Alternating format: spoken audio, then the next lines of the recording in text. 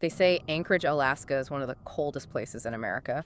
Oh, But yeah. that February night, something else made it colder. Yeah, we're diving into a case tonight where, well, the ordinary surface of life just sort of cracked open. And what was underneath was truly terrifying. A really stark reminder. It really is. Yeah. How quickly things can change. Our focus is Samantha Koenig. She was 18, working hard, making her way through school. She had a job at this little coffee stand, Common Grounds. This was February 1st, 2012.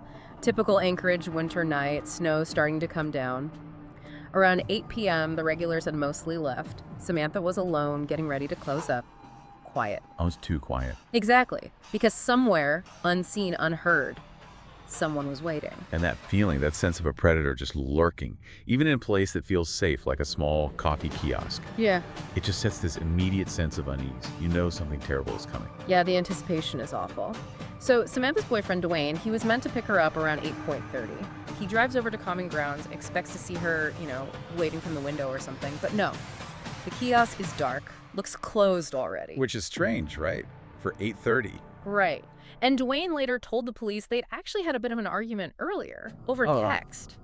Accusations, some ugly words exchanged. Wow, okay. So his first thought wasn't abduction. It was more like, maybe she's angry, maybe she just went home, maybe her dad picked her up early. You can see how his mind would go there first, trying to find a normal explanation. Totally. He sends her a text, "Are you okay?"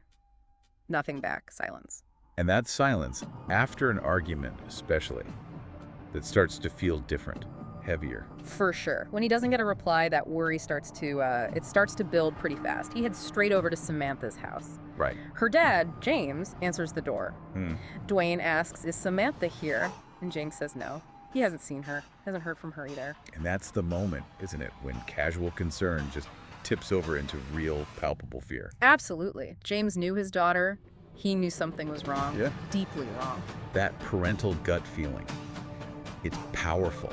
They often pick up on things others might miss initially. His immediate dread says so much.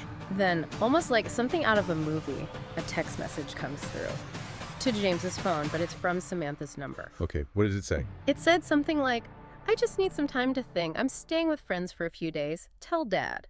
Now, maybe to an outsider, that sounds plausible. Teenager needing space. Maybe.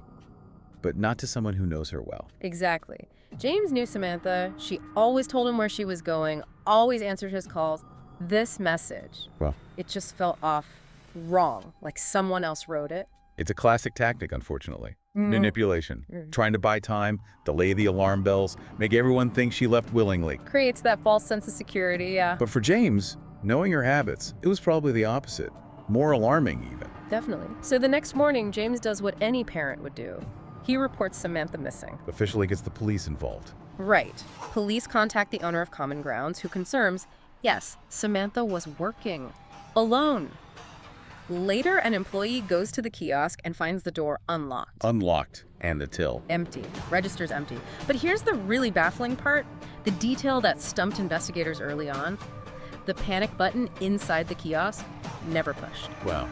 No sign of a struggle then. None. It was like she just vanished, poof, into thin air. That untouched panic button is really significant. It points to maybe one of two scenarios, right?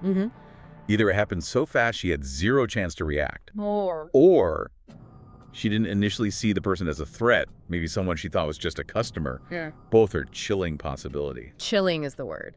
Later that day, though, they got the security footage from Common Grounds, and it gave them this horrifying, silent movie of what happened. Oh man, what did it show? So 8:00 p.m., it looks totally normal. Samantha's dealing with someone off camera, probably in the drive-thru. You see her smile, making a drink, just mundane, routine. Then she turns, and instantly, everything changes.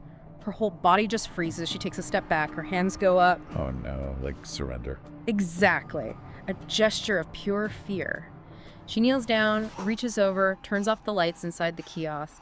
Then, just stillness. For like 2 minutes. 2 minutes. Agonizing. Yeah. Outside the window, you see this shadowy figure. Can't make out a face. He's just there, watching her, waiting. Then he climbs right through the drive-thru window. Climbs through the window. Yep. You see him tie her hands. Then there's this dark shape, looks like a gun, pressed into her back, and he leads her out the employee door. into the darkness. God. That grainy footage. That was it. The last time anyone saw Samantha Koenig alive. Just watching that unfold, even hearing you describe it, the sudden shift, the unseen attacker, the complete helplessness as she's led away, it's terrifying. The silence of the footage makes it even worse somehow. It really does. So for 3 weeks, Anchorage basically held its breath. You saw Samantha's face everywhere, posters, news reports constantly. Her dad, James, I mean, you can't even imagine the torment. Unimaginable. Just waiting, hoping. Then, February 24th, the silence breaks. Another text message, this one to James, again from Samantha's phone. What did this one say? Go to Connor Park. Look beneath the bulletin board. James and Dwayne, they actually rushed over there, got there even before the police. Okay, and under the board? They found a Ziploc bag. Inside, a ransom note and a photograph. A photo of Samantha. Yes. She's technically alive in the picture, but her eyes, they just look vacant, lifeless, completely empty. And next to her, there's a newspaper, dated February 13th. Proof of life, or at least proof she was alive on the 13th. Twisted. So twisted and cruel. The note demanded $30,000. Deposit it, the note says, and she'll be returned. God, the false hope that must have created, mixed with just sheer terror. It's psychological torture. Totally. James, desperate, he follows the FBI's instructions. They deposit a portion of the money into an account linked to Samantha's debit card. And just hoped. Prayed. That ransom note, the photo with the newspaper, it's all calculated. Designed to manipulate, to prolong the family's agony, and probably to throw the investigation off track. It worked. For a while. Within hours of the deposit, the alert started pinging. Someone was trying to use Samantha's debit card at ATMs around Anchorage. Trying to withdraw the cash? Yeah, but they were fast. Gone before police could get there each time. Surveillance footage just showed glimpses, ski masks, sunglasses, gloves, like a ghost. Hard to identify anyone like that. Very. Then silence again for weeks until the withdrawals started popping up again, but this time hundreds of miles away. Arizona, New Mexico, Texas. He was moving, traveling. Exactly. This wasn't someone sticking close to home. Then finally, a break. An ATM camera in Texas catches a glimpse of the car. A white Ford Focus. Okay, specific vehicle. That's huge. That changes things. It was the key. March 13th, a state trooper down in Lufkin, Texas spots it. White Ford Focus, parked at a motel. He waits. Just sits on it. Yep, watches. A man, looks like he's in his 30s, comes out of the motel, gets in the car. The trooper follows him, waits for a minor traffic violation. I think it was expired tags or something minor. Just enough cause to pull him over. Right place, right time. Sometimes investigations turn on moments like that. Seems like it. The driver hands over his license, Alaskan license, the name, Israel Keys, 34 years old, from Anchorage. Israel Keys, from Anchorage, the connection. Bingo! A search of the car turns up. Well, everything. Ski mask, a gun, Samantha's cell phone, her debit card. Keys was arrested right there. The net finally closes, and the evidence sounds pretty damning. Overwhelming.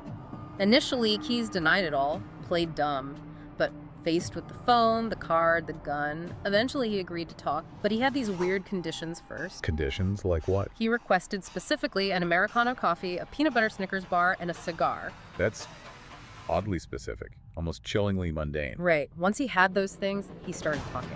And he confessed. Everything. Wow. Just like that. Pretty much.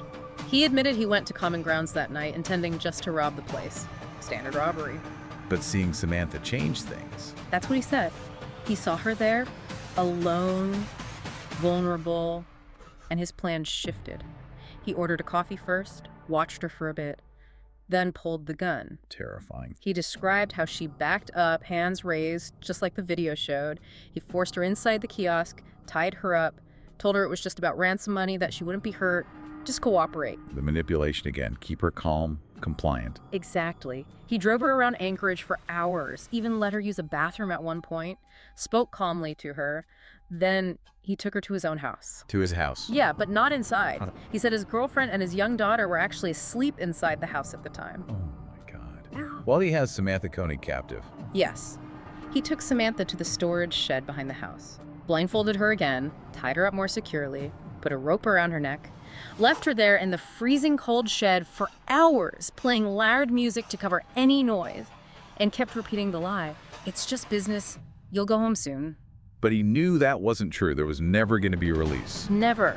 He said there was never any real ransom plan. That was all deception. Around 4 a.m., he went back out to the shed, Samantha asked him, "Are you going to kill me?" He just said yes.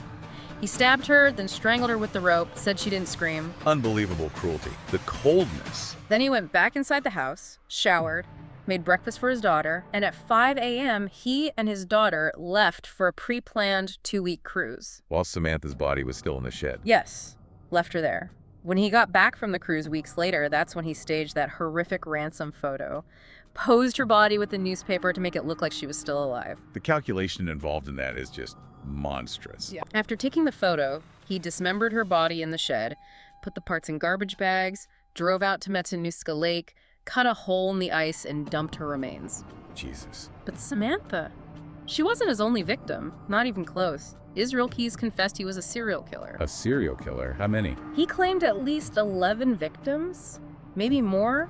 He had these kill kits buckets filled with weapons, zip ties, tools for body disposal buried in various locations across the United States. So he could just travel, dig one up, and find a victim at random. That was the idea. He killed, he said, simply for the pleasure of it. Random targets, random locations. He seemed to enjoy the power, the control, the act itself. The FBI strongly believes the number is higher than 11, but will likely never know the true count. Because in December 2012, while awaiting trial, Israel Keyes killed himself in his jail cell. He left behind some writings and drawings, including drawings of 11 skulls. 11 skulls. Yeah. Matching his claimed number. Yeah. Samantha Koenig was one of those 11 or more people whose lives were extinguished by this unimaginable, ordinary-seeming evil. Keyes' whole confession just lays bare this terrifying level of control, manipulation, and profound detachment. Starting as a robbery, then shifting gears purely based on opportunity and desire. Taking her to his home while his family slept nearby. It's unthinkable. And the sheer calculated cruelty after her death. The photo, the dismemberment, the disposal. It shows such a chilling lack of any empathy. It wasn't about money, not really. It was about the power, the gratification he got from the act of killing itself. The kill kits prove that premeditation, right. This wasn't impulsive, not entirely. Exactly. It points to a deeply ingrained long-term pattern of planned violence.